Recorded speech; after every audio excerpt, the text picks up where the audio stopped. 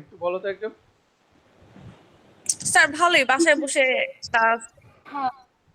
আমার কাছে কিন্তু যথেষ্টই ভালো লাগে, তার একটাই কারণ হচ্ছে যে মানে অনেক স্টুডেন্ট আছে যে অনেক ধরনের ঝামেলার জন্য বের হতে পারতো না বা ক্লাসে অ্যাটেন্ড করতে পারতো না, কিন্তু তাদের জন্য কিন্তু অনেক সুবিধা হচ্ছে। সুবিধাটা কিরকম, যে সে যে অবস্থাতেই থাকুক না কেন সে কিন্তু ক্লাসটা করতে পারতেছে। এটা একটা কিন্তু মানে পজিটিভ সাইড। কিছু জি তো স্যার। ব্যাপার থাকবেই, যে কারণ অফলাইনে ক্লাস করার মজাটাই আলাদা। তো সেটা যেহেতু আমাদের আপাতত সম্ভব হচ্ছে না, তো এই ওয়েতে ক্লাসটা আমরা কত ভালোভাবে নিতে পারি সেটাই আমরা চেষ্টা করব।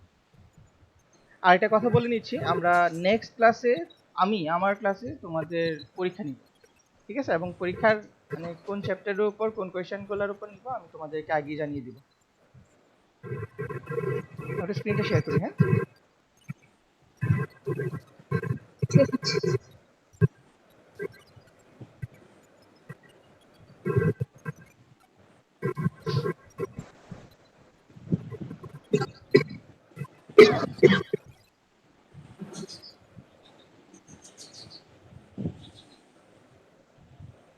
তোমরা কি দেখতে পাচ্ছ? জি স্যার। জি স্যার। ওকে। আচ্ছা, সামাজিক পরিবর্তনের আজকে আমরা প্রথম চ্যাপ্টার নিয়ে আলোচনা করব। এটা কোর্স করতে সবাই জানো নিশ্চয়ই, 24/2011।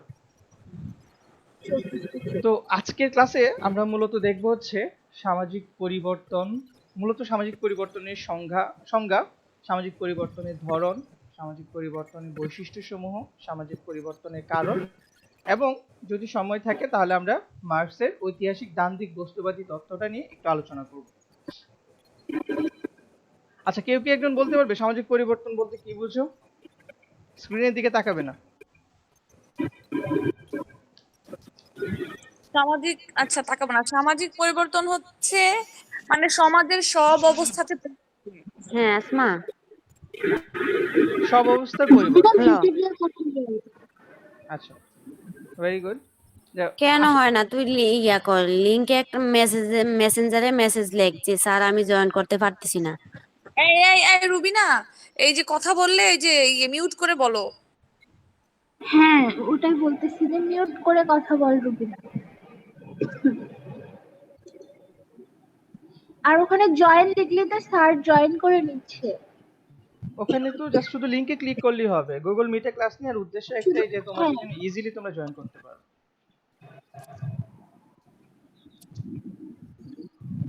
আচ্ছা, এখন দেখো, সামাজিক পরিবর্তন একটি গুরুত্বপূর্ণ প্রত্যয় সমাজ বিজ্ঞানের। আর বিভিন্ন সমাজ বিজ্ঞানীগণ এই সামাজিক পরিবর্তন নিয়ে আলোচনা করেছেন। তারপরে হচ্ছে সমাজ মূলত স্থির নয়, একটা চলমান নদীর মতো, একটা বহতা নদীর মতোই আমরা বিবেচনা করতে পারি। কারণ আমরা যদি প্রাচীন সমাজ ব্যবস্থা থেকে বর্তমান সমাজ ব্যবস্থা পর্যন্ত চিন্তা করি, কোনো অবস্থাতেই কিন্তু সমাজ স্থির ছিল না। সমাজ সর্বদাই পরিবর্তিত হচ্ছে। সমাজ যেহেতু মানুষকে নিয়েই গঠিত বা মানুষের জন্য সমাজ গঠিত হয়েছে, তো তার মানে হচ্ছে মানুষের ক্রিয়াকলাপের মাধ্যমেই সামাজিক পরিবর্তন সূচিত হয়ে থাকে। এখানে গ্রিক দার্শনিক হেরাক্লিটাস একটা উক্তি দিয়েছেন। সেটা বলেছেন হচ্ছে, একজন মানুষের পক্ষে একই নদীতে দুবার গোসল করা সম্ভব না। আমি যখন স্কুলে পড়তাম তখন এই উক্তিটা পড়েছিলাম, তখন কিছুই বুঝিনি যে মানে একই নদীতে দুইবার গোসল করা সম্ভব নয়। তো আমি তো ছোটবেলায় কি করতাম, নদীতেই গোসল করতাম। তো আমাদের বাসার পাশেই নদী আছে, তো নদীতেই গোসল করতাম। তো ওই নদীতেই তো গোসল করতাম। আমার কাছে মনে হতো যে না, আমি তো সবসময় একই নদীতে গোসল করি, নদীর নামও সেম, তাহলে আবার এরকম হবে কেন, একই নদীতে দুইবার গোসল করা যাবে না কেন? কিন্তু আলটিমেটলি ব্যাপারটা হচ্ছে সামাজিক পরিবর্তনের উপর ভিত্তি করে কিন্তু তিনি এই কথাটা বা এই উক্তিটা করেছেন। একটা জিনিস দেখো, যে একটা নদীতে আমরা যখন গোসল করলাম, ধরো এখন গোসল করলাম, 5 মিনিট পর আবার গোসল করতে নামলাম, তো সেখানে পরিবর্তনটা কি আসবে? আমরা ওই নদীতে যে পানিটা দিয়ে গোসল করেছিলাম সেই পানিটা কি স্থির? কেউ একজন বলো তো, নদীর পানি কি কখনো স্থির থাকে? হ্যাঁ স্যার, স্থির থাকে না। তো যেহেতু স্থির থাকে না, সেই অবস্থায় বলা হচ্ছে যে মানে সেই নদী কিন্তু পূর্ববর্তী অবস্থায় আর নেই। আবার আরেকটা ব্যাপার হচ্ছে যে মানে সময়ের সাথে সাথে কি হচ্ছে, এই নদীটির পূর্ববর্তী অবস্থা পরিবর্তন হচ্ছে এবং মানুষটির অবস্থাও কিন্তু আগের অবস্থায় থাকে না। দেখো আমরা প্রতি মুহূর্তেই কিন্তু আমাদের চেঞ্জ আসতেছে আমাদের মধ্যে। তো এই জিনিসটা তিনি হুম। বোঝাতে চেয়েছেন যে আসলে একই নদীতে দুবার গোসল করা সম্ভব নয়। অনেক মানে গুরুত্বপূর্ণ একটা কথা। তারপরে আবার আরেকটা মন্তব্য করেছেন, এভরিথিং ইজ ব্লাড। তার মানে হচ্ছে যে তোমার যে সবকিছু চিরচঞ্চল। আমরা যদি দেখি যে সর্বদাই আমরা কি হচ্ছে যে চলমান একটা ডাইনামিক একটা অবস্থার মধ্যে দিয়ে আমরা পরিচালিত হয়ে থাকি। দেখো সমাজবিজ্ঞানীরা সমাজকে বলে থাকেন একটি চলমান প্রক্রিয়া, আর এই চলমান প্রক্রিয়ার মধ্যে দিয়েই কিন্তু আমাদের জীবন অতিবাহিত হয়ে থাকে। দেখো সামাজিক পরিবর্তনের মাধ্যমে সামাজিক সংগঠন, তারপর হচ্ছে সমাজ কাঠামো, প্রতিষ্ঠান ও প্রতিষ্ঠানের কার্যাবলী, আন্তঃক্রিয়া প্রভৃতির পরিবর্তনকে বলা হয়। আর এই দেখো যে তোমার সমাজ যেহেতু মানুষ মানুষের জন্য গঠিত, এবং সমাজের কাঠামো তৈরি হয়ে থাকে মানুষের সম্পর্ক, মানুষের আহ, তৈরি বিভিন্ন সামাজিক প্রতিষ্ঠান এবং সেই প্রতিষ্ঠানের কার্যাবলী মাধ্যমেই কিন্তু সমাজ কাঠামোটা তৈরি হয়ে থাকে। তো স্বাভাবিকভাবে আমরা বলতে পারছি যে যদি সমাজ কাঠামোর একটা পরিবর্তন সূচিত হয়, তার মানে হচ্ছে সেটাকে আমরা সামাজিক পরিবর্তন হিসেবে বিবেচনা করতে পারি। কার কোনো প্রশ্ন আছে? কেউ একজন কিছু বলবে?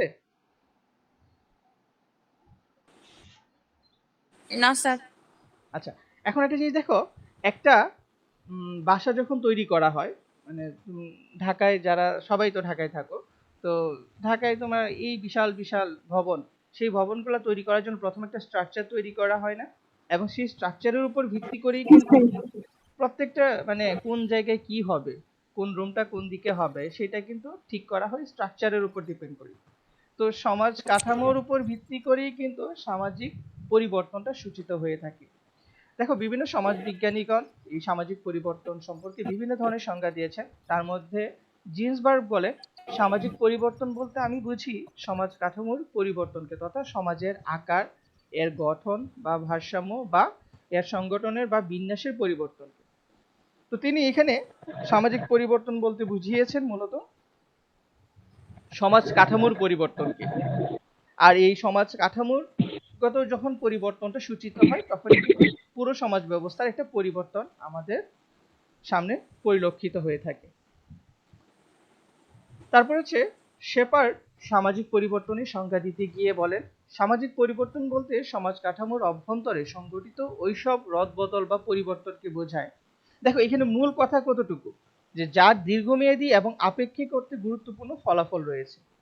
তো তার মানে হচ্ছে তিনি এখানে সমাজ কাঠামোর ওইসব বিষয়গুলোকে বুঝিয়েছেন যে বিষয়গুলোর একটা দীর্ঘমেয়াদী এবং আপেক্ষিক অর্থে গুরুত্বপূর্ণ ফলাফল রয়েছে। এখন সমাজ কাঠামোতে বিভিন্ন ধরনের, এখন আগে তোমার বাড়ির পাশে খালি জায়গা ছিল, সেখানে একটা ভবন তৈরি করা হয়ে গেছে, সেখানে একটা স্কুল তৈরি করা হয়েছে, সেটাকে কি আমরা সামাজিক পরিবর্তন বলবো?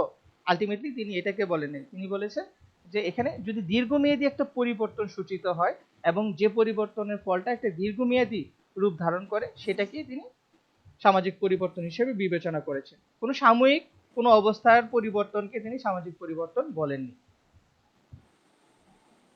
তারপর হচ্ছে রিচার্ড টি স্ক্যাফার বলেন, সামাজিক পরিবর্তন হলো সমাজ কাঠামোর আংশিক বা সম্পূর্ণ পরিবর্তন। একটা জিনিস বিবেচনা করো, যে কেউ বলছেন সমাজ কাঠামোর সমগ্র অংশের পরিবর্তনকে সামাজিক পরিবর্তন বলা হয়, কেউ বলা হচ্ছে সমাজ কাঠামোর যে পরিবর্তনটা সেটা দীর্ঘমেয়াদী হতে হবে, আবার কেউ বলছেন সমাজ কাঠামোর আংশিক বা সম্পূর্ণ পরিবর্তনটাকে সামাজিক পরিবর্তন বলা হবে। তো তার মানে হচ্ছে সমাজ ব্যবস্থা নিয়ে কিন্তু সমাজ বিজ্ঞানীরা যখন কথা বলেছেন, তখন বিভিন্ন বিষয়গুলা চলে আসছে তাদের সামনে, যে যে যার মতো করে বিবেচনা করেছে, এবং প্রত্যেকটাই গুরুত্বপূর্ণ এবং যুক্তিযুক্ত ব্যাপার। আচ্ছা, এখন আসি আমরা, তার মানে আমরা সামাজিক পরিবর্তন বলতে আমরা কি বলতে পারি? এক কথায় যদি আমরা বলি, তাহলে হচ্ছে সামাজিক পরিবর্তন হলো সমাজ কাঠামোর আংশিক বা সম্পূর্ণ পরিবর্তনকে বলা হয় সামাজিক পরিবর্তন। তোমরা কি ক্লিয়ার সামাজিক পরিবর্তনের সংজ্ঞা? জি স্যার। জি স্যার। কারো কোনো কোয়েশ্চেন আছে? জি না। আচ্ছা, কোয়েশ্চেন থাকলে কিন্তু বলবা, হ্যাঁ? আচ্ছা, এখন আমরা আলোচনা করব সামাজিক পরিবর্তনের ধরনগুলো নিয়ে, আসলে মানে কিভাবে বা কোন কোন ধরনের সামাজিক পরিবর্তন হয়ে থাকে। প্রথমে হচ্ছে সামাজিক পরিবর্তন হচ্ছে একটা পরিকল্পিত পরিবর্তন। দেখো সমাজস্থ ব্যক্তিবর্গ সমাজের উৎকর্ষতা প্রাপ্তির লক্ষ্যে পরিবর্তনের পরিকল্পনা করে থাকেন। সমাজ উন্নয়নের জন্য গৃহীত বিভিন্ন প্রকল্প আবিষ্কার, সমাজ সংস্কারকরণের বিভিন্ন কার্যকলাপ, সরকারি প্রবর্তিত বিভিন্ন আইন এ জাতীয় পরিবর্তনের অন্যতম উপাদান। একটা জিনিস দেখো, তোমরা কয়েকদিন আগেও, এই কালকে বা পরশু একটা নতুন আইন সংশোধন করা হয়েছে, মানে পুরনো আইনটি সংশোধন করা হয়েছে, সেটা সম্পর্কে কি জানো তোমরা? জি স্যার জানি যে আচ্ছা, জি তো স্যার, রেপের জন্য যে আগে, আইন মৃত্যুদণ্ড। হ্যাঁ, হ্যাঁ, তো মৃত্যুদণ্ড সর্বোচ্চ এখনকার সর্বোচ্চ শাস্তিটা করা মৃত্যুদণ্ড। হয়েছে মৃত্যুদণ্ড, এবং সেটা মোটামুটি মনে হয় 2 মাসের মধ্যে সম্পন্ন করতে হবে, এরকম একটা ইয়ে ছিল। তো এই যে একটা জিনিস দেখো, যে এই সমাজ সংস্কারের জন্য সমাজের কিছু তথাকথিত নিয়মকে সংস্কার করে নতুন নিয়মে পরিবর্তিত করার জন্য কিন্তু একটা পদক্ষেপ গ্রহণ করা হয়েছে সরকারিভাবে। তো তার মানে কি, যে এটার ফলে কিন্তু সামাজিক একটা পরিবর্তন সূচিত হবে, তাই না? একটা আইন ব্যবস্থার মধ্যে, শাসন ব্যবস্থার মধ্যে আমাদের একটা পরিবর্তন সূচিত হবে। সেই জন্য বলা হচ্ছে এই সামাজিক পরিবর্তনটা হচ্ছে একটা পরিকল্পিত পরিবর্তন। আবার সামাজিক পরিবর্তন অপরিকল্পিত হয়ে থাকে। সেটা কেমন? এই জাতীয় পরিবর্তন ব্যক্তির ইচ্ছানুসারে হয় না, এই পরিবর্তন সাধিত হয় সমাজস্থ ব্যক্তিবর্গের অজ্ঞাতসারে। মানে আমি জানিই না সেটা কিছু, এমনিতেই হয়ে যাচ্ছে। যেমন হচ্ছে বিভিন্ন ধরনের প্রাকৃতিক দুর্যোগের জন্য, যেমন ধরো বন্যা, খরা, ভূমিকম্প, ঝড় প্রভৃতি প্রাকৃতিক দুর্যোগের ফলে যেসব পরিবর্তন সাধিত হয় তাকে বলা হয় অপরিকল্পিত পরিবর্তন। এখন আসি আমরা একটা কথায়, এই যে দেখো আজকে তোমাদের সাথে আমাদের ক্লাস হচ্ছে কি দিয়ে? এই গুগল মিট বা জুম অ্যাপে ক্লাস হচ্ছে, মানে ভার্চুয়ালি ক্লাস হচ্ছে। আমাদের বেডরুম বলি, আমাদের ড্রয়িং রুম বলি, বা ডাইনিং রুম বলি, বা যে কোনো জায়গায় বলি, সেটা আমাদের ক্লাসরুমে পরিণত হচ্ছে। সেটা কেন হচ্ছে? একটা সমাজ ব্যবস্থার মধ্যে একটা পরিবর্তন সূচিত হয়েছে। সেটা কিসের জন্য? একটা ডিজিজের জন্য, তাই না? একটা প্যান্ডামিক সিচুয়েশনের জন্য। তো আমরা এটা থেকে, এটা কি আমাদের জন্য কি মানে ছিল, সুনিশ্চিত ছিল যে না এই পরিবর্তনটা 2020 সালের মাঝামাঝিতে বা শেষের দিকে এসে হবে? সেটা কিন্তু নিশ্চিত ছিল না, অনিশ্চিত একটা ব্যাপার ছিল। তো এটা কিন্তু কি অপরিকল্পিত পরিবর্তনের মধ্যে পড়ে। তোমরা কি এটার সাথে এগ্রি করো? জি স্যার। দেখো আমাদের পুরো সমাজ ব্যবস্থাকেই পরিবর্তন নিয়ে এসেছে এই যে এই একটা প্যান্ডামিক সিচুয়েশন, ঠিক আছে? এই মহামারী অবস্থাটার জন্য দেখো পুরো সমাজ ব্যবস্থার মধ্যে কিরকম পরিবর্তন আসছে। আমাদের চাল চলনে পরিবর্তন আসছে, আমাদের অভ্যাসে পরিবর্তন আসছে, আমাদের খাবার দাবারে পরিবর্তন আসছে, আমাদের বিভিন্ন প্রাতিষ্ঠানিক কাজকর্মগুলোতে পরিবর্তন আসছে, আমাদের ব্যবসায়িক কর্মকাণ্ডে পরিবর্তন আসছে। এখন দেখো ই কমার্স কিন্তু অনেক আগে থেকে পৃথিবীতে ছিল, বাংলাদেশেও অনেক বছর ধরে ই কমার্স বিজনেস করছে, কিন্তু বর্তমান এই গত 6-7 মাসে ই কমার্সের যে গ্রোথ, সেটা আগের 5 বছরের তুলনায় অলমোস্ট ডাবল বা তার থেকেও বেশি। সেটা কেন হচ্ছে?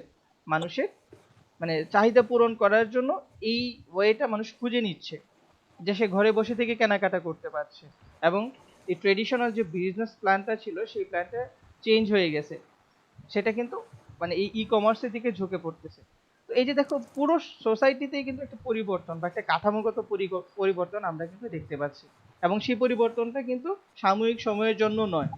তোমার যে হ্যাবিট গুলো তৈরি হচ্ছে, যে বাইরে থেকে এসে হাত ধুতে হবে, তারপরে বাইরে যাওয়ার সময় আমাদের মাস্ক পরতে হবে, তো এই যে হ্যাবিটটা তৈরি হচ্ছে, এটা কিন্তু তুমি চাইলেই 2 দিন 3 দিন পরে আবার চেঞ্জ করে ফেলবে না। এটা কিন্তু তোমার মধ্যে থেকে যাবে, এবং তুমি এটার সুফলটাও পাচ্ছ, তাই না? আবার সামাজিক পরিবর্তনকে অন্যভাবে 2 ভাগে ভাগ করা যায়। সেটা হচ্ছে তোমার আংশিক পরিবর্তন, আরেকটা হচ্ছে তোমার সামগ্রিক পরিবর্তন। দেখো, এক ধরনের সমাজবিজ্ঞানীরা মনে করেন সমাজের পরিবর্তন ঘটে আংশিক, সামগ্রিক পরিবর্তনের ধারণা হলো অবাস্তব। কিরকম? তাদের মতে কোনো সামাজিক ব্যবস্থাই সামগ্রিকভাবে পরিবর্তন হতে পারে না। রসের মতে সামাজিক পরিবর্তন হলো সমাজের অংশ ও উপাদানের পরিবর্তন। দেখো শুধু ক্রিয়া এবং কাঠামোগত যে আংশিক পরিবর্তন ঘটে, সেটাকেই কিন্তু কিছু কিছু সমাজবিজ্ঞানীগণ বলেছেন এইটাই হচ্ছে সামাজিক পরিবর্তন। আর কিছু সমাজবিজ্ঞানী বলছেন যে না, সমাজ ব্যবস্থা একটি পূর্ণাঙ্গ পরিবর্তন সূচিত হয় এই সামাজিক পরিবর্তনের মধ্য দিয়ে। যেমন কার্ল মার্কস ও তার অনুসারীরা মনে করেন সামাজিক পরিবর্তন হলো সমাজের সামগ্রিক পরিবর্তন, অর্থাৎ সমাজের মৌল কাঠামো এবং উপরিকাঠামোর উভয়েরই পরিবর্তন ঘটে। আচ্ছা, তোমরা কার্ল মার্কস সম্পর্কে কি পড়েছো এর আগে? জি স্যার। জি স্যার। আচ্ছা, কার্ল মার্কস বিভিন্ন সমাজ ব্যবস্থা সম্পর্কে আলোচনা করেছেন। দাস প্রথা, সামন্ত প্রথা বা সামন্তবাদ, এগুলো নিয়ে আলোচনা করেছেন। আচ্ছা, কেউ জি মনে স্যার। জয়েন করতে যাচ্ছেন? সুস্মি।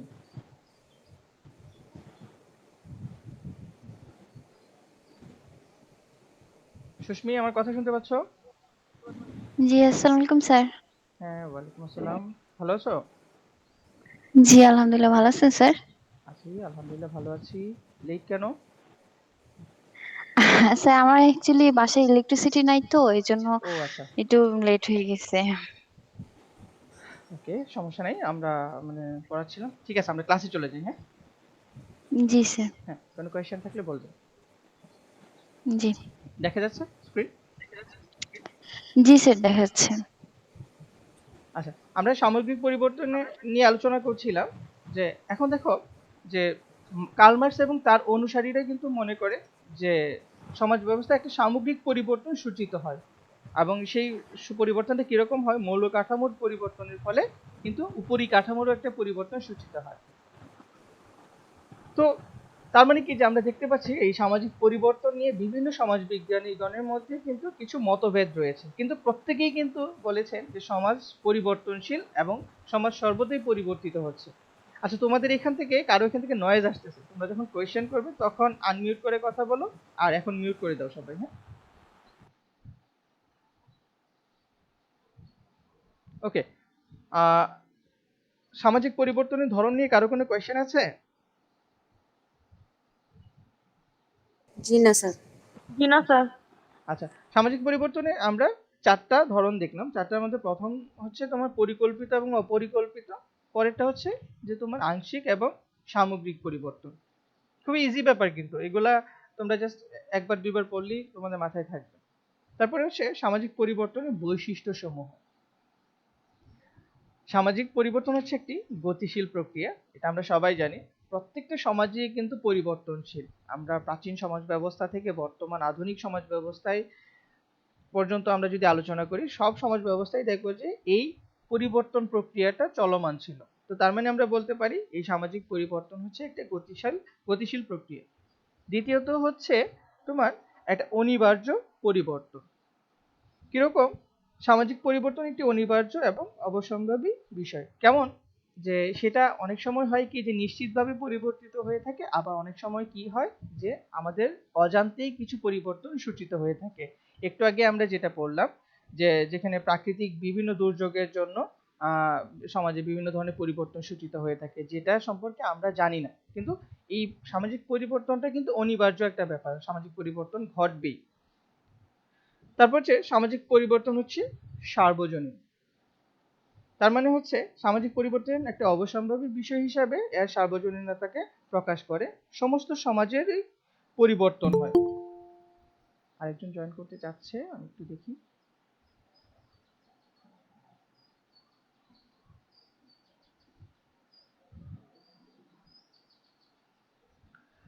ওকে।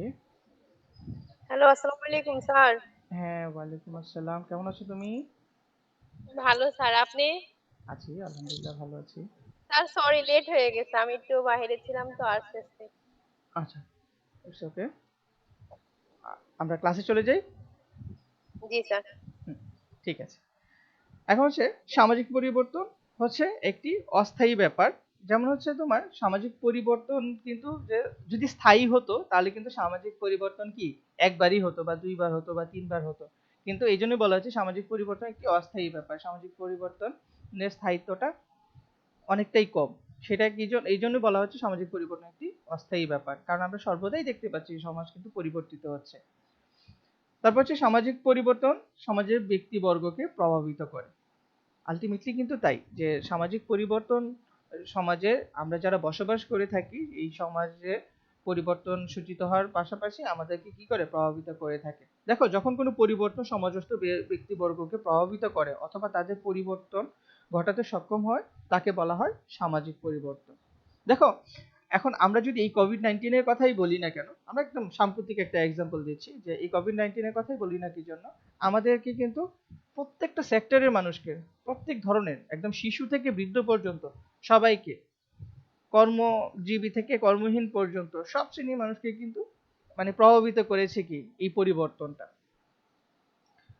তারপরে হচ্ছে সামাজিক পরিবর্তন পরিকল্পিত অথবা অপরিকল্পিতভাবে ঘটতে পারে। আমরা আগেও বলেছি যে পরিকল্পিত পরিবর্তন কোনটা, আমরা যদি আগে থেকে ডিসাইড করে নিই যে এই কাজগুলো সমাজে করব এবং এটার ফলে এরকম রেজাল্ট আমরা দেখতে পাবো, সেটাই হচ্ছে আমাদের পরিকল্পিত একটা পরিবর্তন। আর অপরিকল্পিত পরিবর্তন কোনটা, সেটা হচ্ছে যে বিভিন্ন ধরনের প্রাকৃতিক দুর্যোগের ফলে যে পরিবর্তন সূচিত হয়ে থাকে সেটাকে বলা হয়েছে তোমার অপরিকল্পিত পরিবর্তন। আমার কথা শুনতে কারো কোনো সমস্যা হচ্ছে না তো? না নো স্যার।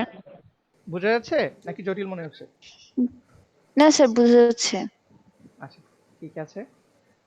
তারপর হচ্ছে সামাজিক পরিবর্তন অনেকগুলো কারণের ফলে সংঘটিত হয়ে থাকে। আমরা কি জানি যে সমাজে যেহেতু সামাজিক সম্পর্ক, ব্যক্তির সাথে ব্যক্তির সম্পর্ক, ব্যক্তির সাথে ব্যক্তির যে মিথস্ক্রিয়া, তারপরে সামাজিক প্রতিষ্ঠান এবং প্রতিষ্ঠানের বিভিন্ন কার্যাবলী এবং অনেক ধরনের ক্রিয়াকর্মের মাধ্যমেই কিন্তু সমাজ পরিচালিত হয়ে থাকে। তো তার মানে সামাজিক পরিবর্তনগুলো কিন্তু অনেকগুলো কারণের ফলে সংঘটিত হয়ে থাকে। কোনো একক কারণের জন্য সমাজ পরিবর্তিত হয় না, বিভিন্ন ধরনের কারণের জন্য কিন্তু এই সামাজিক পরিবর্তনটা সূচিত হয়ে থাকে। পরবর্তীতে হচ্ছে সামাজিক বিষয়গুলো একটি অপরটির সাথে সম্পর্কিত। আমরা কি জানি, দেখো সমাজে আমরা যত ধরনের সংগঠন দেখতে পাই না কি জন্য, প্রত্যেকটা সংগঠনই কিন্তু মানুষের জন্য তৈরি করা। আরেকজন জয়েন করছে, একটু দেখি। মৌসুমী, আচ্ছা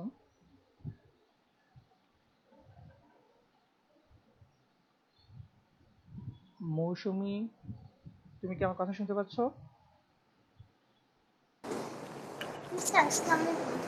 হ্যাঁ, ওয়ালাইকুম আসসালাম। লেট হয়ে গেল, হ্যাঁ ঠিক আছে, আমরা ক্লাসে চলে যাই, হ্যাঁ পরে আমরা কথা বলবো ক্লাসে। আচ্ছা, আমরা যেটা বলছিলাম সামাজিক বিষয়গুলো একটি অপরটির সাথে সম্পর্কিত। আমরা কি জানি যে সমাজে বসবাস করতে গিয়ে আমরা বিভিন্ন ধরনের সভা, সংগঠন, প্রতিষ্ঠানের সাথে সম্পৃক্ত হয়ে থাকি এবং প্রত্যেকটা বিষয়ই কিন্তু একে অপরের সাথে সম্পৃক্ত, কোনোটাই কিন্তু আলাদা আলাদা কোনো ব্যাপার নয়। তো এই জন্য বলা হচ্ছে যে সামাজিক বিষয়গুলো একটি অপরটির সাথে সম্পর্কিত। তো তার মানে একটার যদি পরিবর্তন সূচিত হয়, দেখো যখনই একজন মানুষের মানে আয় বেড়ে যায়, তখন তার কি জীবনযাত্রার মানের একটা পরিবর্তন আমরা দেখতে পাই। তার খাবার দাবার, তার চলাফেরা, তার বাসস্থান, ঠিক আছে, তার শিক্ষা দীক্ষা সবকিছুর মধ্যে আমরা একটা পরিবর্তন সূচিত হয়ে থাকে। তার মানে হচ্ছে শুধু একটা মাত্র বিষয়ের পরিবর্তনের ফলেই কি হচ্ছে, অন্য সবগুলো ব্যাপারে একটা পরিবর্তন সূচিত হচ্ছে। তো সেই জন্য আমরা বলতে পারি যে সামাজিক বিষয়গুলো একটি অপরটির সাথে সম্পর্কিত এবং এই একটা ব্যাপারে যদি পরিবর্তন ঘটে থাকে, একটা বিষয় যদি পরিবর্তন ঘটে, তাহলে কিন্তু দেখা যায় অন্যান্যগুলোরও পরিবর্তন আমরা দেখতে পাই। তারপর হচ্ছে গতি ও মাত্রা তারতম্য। যেমন দেখো যে সমস্ত সমাজের পরিবর্তন ঘটলেও সেই পরিবর্তন গতি এবং মাত্রার তারতম্য লক্ষ্য করা যায়। দেখো কোনো কোনো সমাজের পরিবর্তন ধীর গতিতে হয়ে থাকে, আবার কোনো কোনো সমাজের পরিবর্তন মন্থর বা অপেক্ষাকৃত দ্রুত গতিতে হতে থাকে। দেখো সাধারণ সমাজ, গ্রামীণ সমাজ, উপজাতীয় সমাজের পরিবর্তন ধীর গতিতে হয়ে থাকে, কিন্তু আমরা যদি শহর ব্যবস্থায় দেখি সেখানে কিন্তু সামাজিক পরিবর্তনটা অনেকটাই দ্রুততার সাথে হয়ে থাকে। আমরা যদি ঢাকা সিটির কথাই চিন্তা করি বা বড় বড় সিটিগুলা আছে, তো সেইগুলোর কথা যদি আমরা চিন্তা করি, গত 5 বছরে মানে একটা অন্যরকম পরিবর্তন আমরা চোখে দেখতে পাই। সেটা অবকাঠামোগত বলি, সেটা অন্যান্য প্রাতিষ্ঠানিক ব্যাপারে বলি, সেগুলো কিন্তু আমরা পরিবর্তন দেখতে পাই। তো তার মানে হচ্ছে তোমার এই সামাজিক পরিবর্তনের গতির একটা তারতম্য আমরা দেখতে পাই। কিছু সমাজ ব্যবস্থায় সেই পরিবর্তনটা ধীর গতিতে হয়, আবার কিছু সমাজ ব্যবস্থায় সেই পরিবর্তনটা দ্রুত গতিতে হয়ে থাকে। তারপর হচ্ছে সামাজিক পরিবর্তনের অভিমুখ দুই প্রকার। দেখো সামাজিক পরিবর্তনের অভিমুখ সম্পর্কে বলা যায় এর অভিমুখ প্রধানত দুই প্রকারের হয়ে থাকে। একটা হচ্ছে তোমার রৈখিক, আরেকটা হচ্ছে তোমার বৃত্তাকার। প্রথমটি প্রবক্তা হলেন হবহাউস, কার্ল মার্কস প্রমুখ, আর অন্যটি প্রবক্তা হলেন হচ্ছে টর্নবিট, তারপর হচ্ছে তোমার ইবনে খালদুন প্রমুখ সমাজবিজ্ঞানীগণ। তো এখানে কিন্তু বিস্তারিত আলোচনা করা হচ্ছে না, শুধুমাত্র পরিবর্তনের যে বৈশিষ্ট্যগুলো রয়েছে আমরা সেই বিষয়গুলোই কিন্তু আলোচনা করলাম, ঠিক আছে। তোমরা তোমাদের কারো কোনো কি কোয়েশ্চেন আছে এই পরিবর্তনের বৈশিষ্ট্য সমূহ সম্পর্কে? না বিনা স্যার। স্যার। জি না স্যার। আচ্ছা, সবার কাছে তো মনে হয় বই আছে, তাই না? জি স্যার। আচ্ছা, তাহলে তোমরা বই থেকেও একটু দেখবে। আর একটা কাজ করবে যে তোমাদের যেদিন যেটা পড়ানো হয় সেদিন সেটা মানে 1-2 বার অন্তত রিডিং করে হলেও রাখবে। ঠিক আছে, সাথে সাথে এখন মুখস্থ করলে যে পরীক্ষার আগে মনে থাকবে ব্যাপারটা এরকম না, কিন্তু তোমরা মানে ওই ক্লাসের পরে যেন ওই ক্লাসটা ভুলে না যাও, সেটার জন্য তোমরা বাসায় একটু পড়াশোনা করবে। জি স্যার। আচ্ছা, এখন আসি আমরা সামাজিক পরিবর্তনের কারণ। দেখো, সামাজিক পরিবর্তন হচ্ছে একটি জটিল প্রক্রিয়া, বিভিন্ন উপাদানের মধ্য দিয়ে কিন্তু সামাজিক পরিবর্তন ঘটে থাকে। তবে কোনো একটি বিশেষ বা নির্দিষ্ট কারণ সামাজিক পরিবর্তনের জন্য দায়ী নয়। আমরা এতক্ষণ পর্যন্ত যা পড়েছি তা থেকে কিন্তু আমরা খুব ইজিলি বুঝতে পারি যে সামাজিক পরিবর্তন বিভিন্ন কারণে হয়ে থাকে বা সামাজিক পরিবর্তনের জন্য বিভিন্ন কারণ দায়ী। তো আমরা কয়েকটা বিষয় একটু মানে জানার চেষ্টা করব যে সামাজিক পরিবর্তন কেন হয়ে থাকে বা সামাজিক পরিবর্তনের কারণগুলো কি। প্রথমে হচ্ছে তোমার ভৌগোলিক কারণ। দেখো, সামাজিক পরিবর্তন একটি অন্যতম কারণ হিসেবে বিবেচনা করা হয় হচ্ছে তোমার এই ভৌগোলিক কারণকে। আমরা কি জানি, এই ভৌগোলিক কারণের জন্যই কিন্তু তোমার পুরো সমাজ ব্যবস্থা একটা নিয়ন্ত্রিত রূপ লাভ করে থাকে। দেখো, কোনো নির্দিষ্ট এলাকায় ভৌগোলিক পরিবর্তন ঘটলে কিন্তু এলাকার সার্বিক জীবনযাত্রা তথা সমাজ ব্যবস্থার একটা পরিবর্তন সূচিত হয়।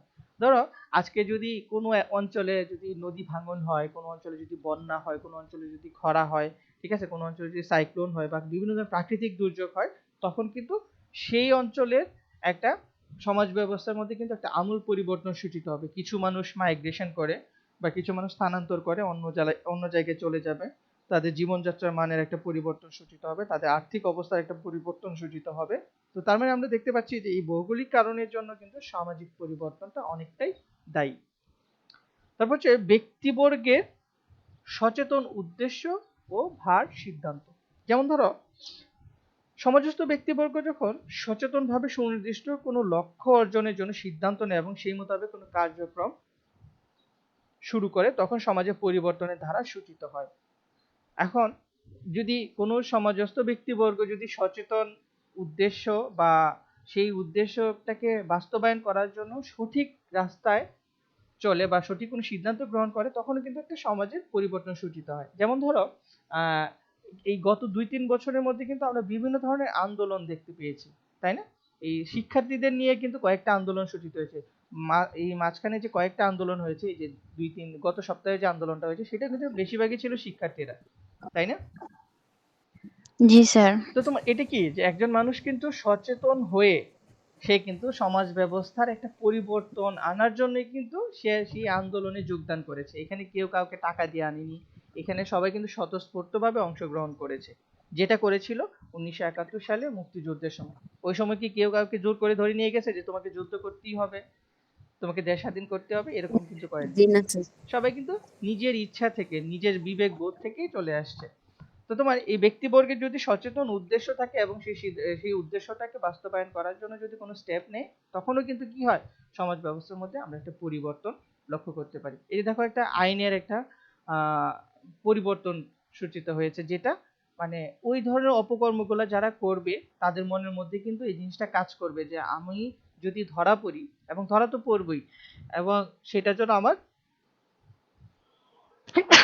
সরি সেটার জন্য আমার অবশ্যই মৃত্যুদণ্ড হবে। এবং এই ব্যাপারটার কথা চিন্তা করি কিন্তু সে সেই অপকর্ম থেকে বিরত থাকার চেষ্টা করবে, যদি সেটা সঠিক প্রয়োগটা হয়, সেই আইনের যদি সঠিক প্রয়োগ হয়। আচ্ছা, তারপর হচ্ছে তোমার ব্যক্তির ভূমিকা ও কার্যাবলী। আমরা কি জানি যে সমাজ ব্যক্তির জন্যই গঠিত হয়েছে, তো ব্যক্তির ভূমিকা এখানে সব থেকে গুরুত্বপূর্ণ। আমরা যে কোনো প্রতিষ্ঠানে যাই না কি জন্য, এবং যে কোনো জায়গায় আমরা সম্পৃক্ত হই না কি জন্য, সেখানে কিন্তু আমাদের কিছু ভূমিকা থাকে, আমাদের কিছু কার্যাবলী থাকে, সেই কার্যাবলী কিন্তু আমরা আহ, সাধন করে থাকি। যারা স্টুডেন্ট তাদের কিছু কাজকর্ম রয়েছে, যারা ধরো যে কোনো চাকরি বাকরির সাথে ব্যবসার সাথে জড়িত তাদের নির্দিষ্ট কিছু কার্যাবলী রয়েছে।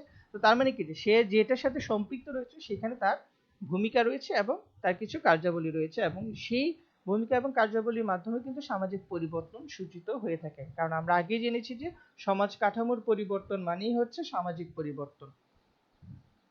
তারপর হচ্ছে তোমার জৈবিক কারণ। সামাজিক পরিবর্তনের অন্যতম কারণ হিসেবে এই জৈবিক কারণকে বিবেচনা করা হয়। যেমন হচ্ছে সামাজিক পরিবর্তনের গতি প্রকৃতি, জনসংখ্যার আয়তন, গঠন বিন্যাস প্রভৃতি দ্বারা সামাজিক পরিবর্তন অনেকটাই প্রভাবিত হয়ে থাকে। যেমন ধরো সামাজিক পরিবর্তনের ক্ষেত্রে জৈবিক উপাদান বলতে কতগুলো বিষয়কে চিহ্নিত করা হয়, তার মধ্যে হচ্ছে তোমার জনসংখ্যার হ্রাস বৃদ্ধি। আমরা কি জানি যে জনসংখ্যার হ্রাস বৃদ্ধি ঘটলে কিন্তু একটা সমাজ তথা একটা রাষ্ট্রের মধ্যে একটা মানে ব্যাপক একটা পরিবর্তন সূচিত হয়। বাংলাদেশে আমরা যদি সমস্যার কথা বলি তাহলে প্রথমে কি চলে আসে? সব সমস্যার প্রথম সমস্যা হচ্ছে কি? অতিরিক্ত জনসংখ্যা। তো এই জনসংখ্যা সামাজিক পরিবর্তনের জন্য, হয়তোবা আমাদের দেশে যদি এখন প্রায় 17 কোটি জনসংখ্যা, তো এইটা যদি অর্ধেক হতো তাহলে আমাদের সামাজিক অবস্থাটা ভিন্ন রকম থাকতো, আমাদের আর্থিক অবস্থা ভিন্ন রকম থাকতো, আমাদের খাদ্যের ঘাটতি কম থাকতো, ঠিক আছে, আমাদের জাতীয় আয় বেশি থাকতো এবং জীবনযাত্রার মানটা অন্যরকম হতো। তো এই বিষয়গুলোও কিন্তু সামাজিক পরিবর্তনের জন্য দায়ী।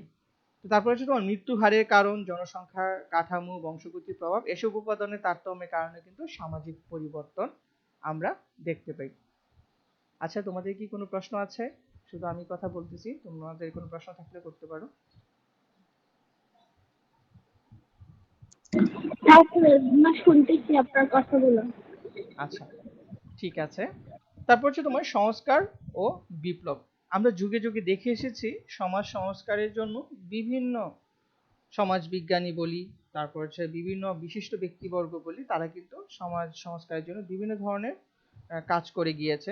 তার মধ্যে উল্লেখযোগ্য যদি আমরা বলি যে রাজা রামমোহন রায় কি করেছিলেন সমাজ সংস্কারের জন্য, কেউ বলতে পারবে?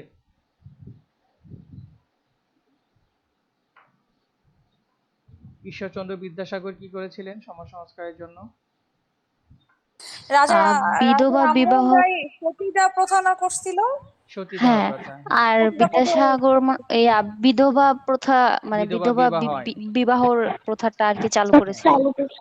তো তার মানে দেখো হ্যাঁ, এই দুইটা, শুধু আমি জাস্ট দুইটার কথাই বলতেছি যেটা খুব কমন, তোমরা সবাই জানো, সেই জন্য বললাম যে সমাজ সংস্কারের জন্য বা তাদের যে দুইটা কর্মকাণ্ডের জন্যই কিন্তু সমাজে অনেক বড় একটা পরিবর্তন সূচিত হয়েছে। তার মধ্যে সতীদাহ প্রথাটা কিরকম কিরকম ছিল, যে তোমার স্বামী মারা গেলে তার ওয়াইফকে কি করা হবে, স্বামীর সাথে জীবিত পুড়ে ফেলা হবে, এরকম একটা ব্যাপার ছিল। আর তোমার বিধবা বিবাহটা ছিল, বিধবা ব্যাপারটা ছিল হচ্ছে এরকম যে কারো স্বামী যদি অল্প বয়সে মারা যায়, তো তখন দেখা যায় যে সে সারা জীবন বিধবা হয়ে থাকবে, তাকে আর বিয়ে দেওয়া যাবে না। কিন্তু তারা দুইজনেই কি করলেন, রাজা রামমোহন রায় সতীদাহ প্রথাটা বিলোপ করলেন এবং ঈশ্বরচন্দ্র বিদ্যাসাগর বিধবা বিবাহ আইনটা পাশ করলেন এবং তিনি প্রথম তার ছেলেকে কিন্তু এক বিধবার সাথে বিবাহ দেন, বিধবা বিবাহ আইন পাশ হওয়ার পরে। তো এই যে দেখো, এই একটা দুইটা ব্যাপারের জন্য কিন্তু সমাজে একটা অনেক বড় একটা পরিবর্তন সূচিত হয়েছে। তো তার মানে এই সমাজ সংস্কার এবং বিপ্লবের মাধ্যমে কিন্তু সমাজে পরিবর্তন সূচিত হয়ে থাকে। তারপর হচ্ছে তোমার প্রভাবশালী ব্যক্তিত্বের বা গোষ্ঠীর প্রভাব। এখন আসি যে প্রভাবশালী ব্যক্তি এবং গোষ্ঠীর প্রভাব সবসময় সমাজে অনেক বেশি থাকে। যেমন ধরো রাষ্ট্রীয় কোনো সিদ্ধান্ত গ্রহণের ক্ষেত্রে একজন আহ, সরকারি দলের মানে কি বলবো, রাজনীতিবিদ বা মন্ত্রী বলি বা কোনো বড় পর্যায়ের আমলা বলি, তারা যে সিদ্ধান্তটা নিয়ে সমাজের পরিবর্তন সূচিত করতে পারবে, হয়তোবা তুমি আমি সেটা পারবো না, কারণ সমাজে সাধারণ মানুষরা কিন্তু চাইলেই একটা কিছু পরিবর্তন করতে পারেন না। ধরো একটা জেলায় যদি তোমার জেলা প্রশাসক, ডিসি যাকে বলা হয়, তো জেলা প্রশাসক যদি চান যে ওই জেলার বিভিন্ন কর্মকাণ্ডের মানে একটা নতুন নতুন সিদ্ধান্ত গ্রহণ করবে এবং সেই সিদ্ধান্তটার ফলে কি হবে, ওই এলাকার মানুষের জীবন জীবিকার উন্নয়ন সাধিত হবে, তিনি কিন্তু সেটা চাইলেই করতে পারবেন। কিন্তু একজন সাধারণ মানুষ যদি চায় সেটা পারবেন না। তো তার মানে আমরা বুঝতে পারছি যে প্রভাবশালী ব্যক্তি বা গোষ্ঠীর একটা প্রভাব বিস্তার করে বা একটা প্রভাব থাকে হচ্ছে এই সামাজিক পরিবর্তনের ক্ষেত্রে। দ্বিতীয়ত হচ্ছে তোমার বাহ্যিক প্রভাব। বাহ্যিক প্রভাব বলতে যেমন সাংস্কৃতিক যোগাযোগ, এটি সামাজিক পরিবর্তনের অন্যতম কারণ হিসেবে চিহ্নিত করা হয়। সংস্কৃতি কি একটা চলমান ও গতিশীল একটা প্রক্রিয়া। যেমন ধরো এখন আমরা কি করতেছি, TV, internet, mobile, laptop, computer, এগুলোর সাথে সার্বক্ষণিক সম্পৃক্ত, তাই না? আর এইগুলোর ফলে কিন্তু যে আমরা যে শুধুমাত্র সারাদিন বাংলা গান শুনি, বাংলা মুভি দেখি, এটা না, খুব কমই কিন্তু ওইটা শোনা হয় যে নিজের দেশের সাংস্কৃতিক যে বিষয়গুলো রয়েছে সেগুলো কম দেখা হয়। হ্যাঁ, সেটার গুণগত মানের একটা ব্যাপার কাজ করে, যে হ্যাঁ গুণগত মান ভালো না হওয়ার জন্য অনেক গান বা অনেক সিনেমা আমরা দেখতে পারি না। কিন্তু সেই ক্ষেত্রে দেখা যায় যে আমরা অন্য সংস্কৃতির আমরা সিনেমার গানগুলো শুনে থাকি বা অন্য সংস্কৃতির অনেক ব্যাপারগুলো আমরা অ্যাকসেপ্ট করে থাকি, এবং সেই অ্যাকসেপ্টেন্সের জন্যই কিন্তু অনেক কিছুর একটা পরিবর্তন বা সমাজ ব্যবস্থার মানুষের আচরণগত পরিবর্তন, তারপরে হচ্ছে পোশাক আশাকের পরিবর্তন, পুরো আবার অনেক সময় দেখা যায় যে পুরো মানে কালচারেরই একটা পরিবর্তন সূচিত হয়ে থাকে। এবং এই জন্য বলা হচ্ছে এই বাহ্যিক প্রভাবটা কিন্তু অনেক গুরুত্বপূর্ণ একটা ভূমিকা পালন করে থাকে সামাজিক পরিবর্তনের ক্ষেত্রে। তারপর হচ্ছে তোমার কাঠামোগত পরিবর্তন। তো আমরা কি জানি যে কার্ল মার্কস যেটা বলেছেন যে তোমার মৌল কাঠামোর দ্বারাই কি হয়, উপরিকাঠামোর পরিবর্তন সূচিত হয়ে থাকে। দেখো, উৎপাদন শক্তি এবং উৎপাদন সম্পর্কের পরিবর্তনে সমগ্র সমাজ কাঠামোর পরিবর্তন চলে আসে। আবার অর্থনৈতিক ব্যবস্থা হলো সমগ্র সমাজ ব্যবস্থার প্রতিচ্ছবি। সমাজে উৎপাদন শক্তি এবং উৎপাদন সম্পর্কের পরিবর্তনের ফলে উৎপাদন ব্যবস্থার পরিবর্তন ঘটে, অর্থাৎ অর্থনৈতিক ব্যবস্থার পরিবর্তন ঘটে। আমরা কি জানি যে একটা দেশের অর্থনৈতিক অবস্থার যদি পরিবর্তন ঘটে, সেই দেশের সেই সমাজ ব্যবস্থার মধ্যে কিন্তু একটা কাঠামোগত পরিবর্তন পরিলক্ষিত হয়ে থাকে। কারণ কি জানি যে আমরা সকল কিছুর ক্ষেত্রেই কিন্তু অর্থনীতির একটা বড় ভূমিকা পালন করে থাকে। আর্থিক অবস্থা যেখানে যত ভালো, সেখানে কিন্তু সামাজিক পরিবর্তনের গতিটা অনেক বেশি হয়ে থাকে। দেখো, এই সমাজ কাঠামোর পরিবর্তনের ক্ষেত্রে বলতে গিয়ে তিনি বলেছেন যে তোমার মৌল কাঠামোগত যদি পরিবর্তন বা উৎপাদন ব্যবস্থার পরিবর্তন আসে, সেটা পাশাপাশি কি হয়, ধর্ম, দর্শন, সাহিত্য, শিল্পকলা, রাজনীতি, যেগুলো সমন্বয়ে তিনি উপরিকাঠামো বলেছেন কার্ল মার্কস, সেই উপরিকাঠামোগত পরিবর্তন সূচিত হয়ে থাকে। তো এই জন্য এই কাঠামোগত পরিবর্তন সূচিত হলেই কিন্তু সমাজের পরিবর্তন সূচিত হয়ে থাকে, এটা আমরা বুঝতে পারি। তারপর হচ্ছে তোমার উপনিবেশিক শাসন। তো উপনিবেশিক শাসন সম্পর্কে আমরা কি জানি? আমরা কি জানি প্রায় 200 বছরের মতো এখানে তোমার ব্রিটিশরা শাসন করে গেছে, পুরো সমগ্র ভারতবর্ষকে শাসন করে গেছে। আর সেই উপনিবেশিক শাসনের জন্যই কিন্তু সমাজ ব্যবস্থায় একটা পরিবর্তন সূচিত হয়েছে। ইভেন এখন পর্যন্ত আমাদের অনেক ধরনের মানে নিয়ম নীতি রয়েছে, যেগুলো আমরা ওই যে ব্রিটিশরা করে দিয়ে গেছিলেন ওই সেভাবে আমরা চলতেছি, এটা কিন্তু এখনো পরিবর্তন সূচিত হয়নি। তো এই উপনিবেশিক শাসনের ফলে কিন্তু একটা রাষ্ট্রীয় ব্যবস্থায় তথা সমাজ ব্যবস্থার মধ্যে পরিবর্তন সূচিত হয়ে থাকে। যদিও বর্তমান সময়ে এই ঔপনিবেশিক শাসন ব্যবস্থাটা নাই বললেই চলে, কিন্তু আমরা এখন কিন্তু এই যে সাম্রাজ্যবাদের ব্যাপারগুলা কিন্তু এখন চলে আসে, এখন কিন্তু অন্য উপায়ে শাসন করছে। যেমন ধরো ভারতের কথা বলি, চায়নার কথা বলি, তারা কিন্তু যে পরোক্ষভাবে আমাদেরকে বিভিন্নভাবে ডমিনেট করে থাকে। সেই ডমিনেটের ব্যাপারটা থাকে কিরকম, বিভিন্ন পণ্য দিয়ে তোমরা দেখতে পাবে যে কিছুদিন পর পর কি হয়, পেঁয়াজের দাম বেড়ে যায়। সেটা কেন বেড়ে যায়? যদি বলে ইন্ডিয়া যদি বলে যে না, আহ, পেঁয়াজ রপ্তানি বন্ধ করে দিব কিছুদিনের জন্য, তখনই কি হয়, পরের দিনই বা ওই দিনই তোমার পেঁয়াজের দাম দ্বিগুণ হয়ে যাচ্ছে। তো তার মানে কি, যে তারা পরোক্ষভাবে কিন্তু এখনো আমাদেরকে ডমিনেট করছে, যদিও ওরকম ঔপনিবেশিক শাসন ব্যবস্থা এখন নেই, কিন্তু তারপরেও দেখা গেছে যে অর্থনৈতিক দিক থেকে তারা কিন্তু বিভিন্নভাবে ডমিনেট করে থাকে আমাদের মতো এরকম উন্নয়নশীল দেশগুলোর উপর। এটা সমগ্র পৃথিবীতে, এটা নেগেটিভলি নেওয়ার কিছু নাই, এটা চলবেই। তুমি যতদিন সেলফ ডিপেন্ডেন্ট না হতে পারবে, তুমি যতদিন অন্যকে ডমিনেট করতে না পারবে, ততদিন পর্যন্ত তোমার উপর এই ডমিনেশনের যে ব্যাপারটা আছে সেটা থাকবেই। তারপর হচ্ছে তোমার সমাজে উদ্দেশ্য বা লক্ষ্য সম্বন্ধে ব্যক্তিবর্গের মধ্যে অভিন্ন দৃষ্টিভঙ্গি। তারপর হচ্ছে তোমার বৈজ্ঞানিক আবিষ্কার এবং প্রযুক্তি, এবং সর্বশেষ হচ্ছে তোমার ধর্মীয় কারণ। দেখো, আমি এই তিনটা বিষয়কে একসাথে একটু বলার চেষ্টা করি, যদিও আমাদের ক্লাসের টাইম শেষ হয়ে গেছে। তো দেখো, আমাদের সমাজে কিন্তু আমরা অনেকের সমন্বয়ে গঠিত হয়ে হচ্ছে তোমার একটা সমাজ ব্যবস্থা। আর সেই সমাজ ব্যবস্থায় যদি আমাদের অভিন্ন লক্ষ্য থাকে, তাহলে কিন্তু সমাজ ব্যবস্থার পরিবর্তনটা ইজিলি কিন্তু সূচিত হয়ে থাকে। আবার দেখো, বৈজ্ঞানিক বিভিন্ন আবিষ্কার এবং প্রযুক্তিগত কারণেও কিন্তু সামাজিক পরিবর্তন বা সামাজিক পরিবর্তন হয়ে থাকে। যেমন ধরো, বর্তমান সময়ে কিন্তু এই ইন্টারনেট, মোবাইল ফোন, কম্পিউটার, এগুলোর ফলে আমাদের যোগাযোগ ব্যবস্থায় একটা আমূল পরিবর্তন চলে এসেছে, এবং আমাদের দৈনন্দিন যে কাজকর্মগুলো রয়েছে সেগুলা কিন্তু আমাদের হাতের মুঠোয় চলে এসেছে। একটা স্মার্টফোনের মাধ্যমে আমরা সবকিছুই করতে পারি এখন। মোবাইলে কথা বলা থেকে শুরু করে বিভিন্ন ব্যবসায়িক কর্মকাণ্ডগুলো কিন্তু, ইভেন একটা পুরো ব্যবসা প্রতিষ্ঠানও আমরা চালাতে পারছি সেই ডিভাইসটা দিয়ে। তো এই প্রযুক্তিগত উন্নয়নের ফলে বা বৈজ্ঞানিক বিভিন্ন আবিষ্কারের ফলে কিন্তু সমাজ ব্যবস্থার একটা পরিবর্তন সূচিত হয়ে থাকে। আর ধর্মীয় কারণ যেটাকে আমরা বলতেছি, যে ধর্ম মানুষের একটা বিশ্বাস, আর এই বিশ্বাসের উপর ভিত্তি করে কিন্তু সবকিছু সূচিত হয়ে থাকে বা সবকিছু পরিচালিত হয়। তো ধর্ম একটা গুরুত্বপূর্ণ ভূমিকা পালন করে থাকে এই সামাজিক পরিবর্তনের ক্ষেত্রে। আচ্ছা, আজকে আমরা যে পর্যন্ত পড়লাম সেই পর্যন্ত তোমাদের কারো কি কোনো কোয়েশ্চেন আছে?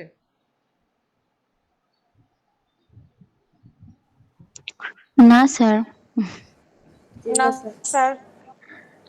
আচ্ছা, কোনো কিছু জানার থাকলে, এমন যদি হয় যে না তোমাদের ক্লাসের পরেও যদি তোমরা ওই টপিকগুলো পড়তেছো যেগুলো আমি পড়িয়েছি, তো সেগুলোতে যদি কোনো সমস্যা থাকে তোমরা গ্রুপে একটু মানে বলবে যে আমার এটাতে সমস্যা হচ্ছে, ঠিক আছে? জি স্যার। আমরা জি চেয়েছিলাম যে স্যার। আজকে কার্ল মার্কসের যে দ্বান্দ্বিক বস্তুবাদী তত্ত্বটা আছে সেটা পড়বো, কিন্তু আজকে সেটা পড়ানো পসিবল না, টাইম তো ওভার হয়ে গেছে।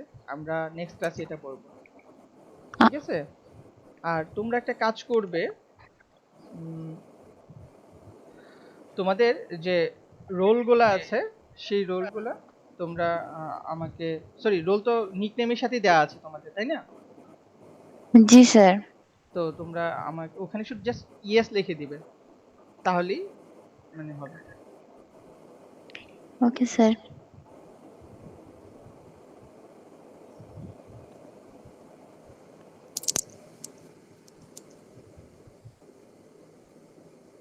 আচ্ছা, তোমাদের অনলাইন ক্লাস করতে কেমন লাগতেছে একটু বলো তো, ফ্র্যাঙ্কলি বলবা সবাই যে কি অবস্থা, মানে তোমাদের কি ভালো হচ্ছে নাকি?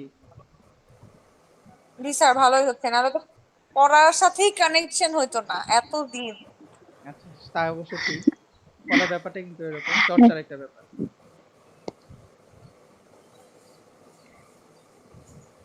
তারপর মানে তোমাদের মানে কি বলবো, মানে অনলাইন ক্লাস করতে গিয়ে কি তোমাদের কি মানে বেশি টাকা পয়সা খরচ হয়ে যাচ্ছে, এরকম কোনো সমস্যা? না স্যার, পড়াতে তো না আরো স্যার। ভালো হয়েছে স্যার।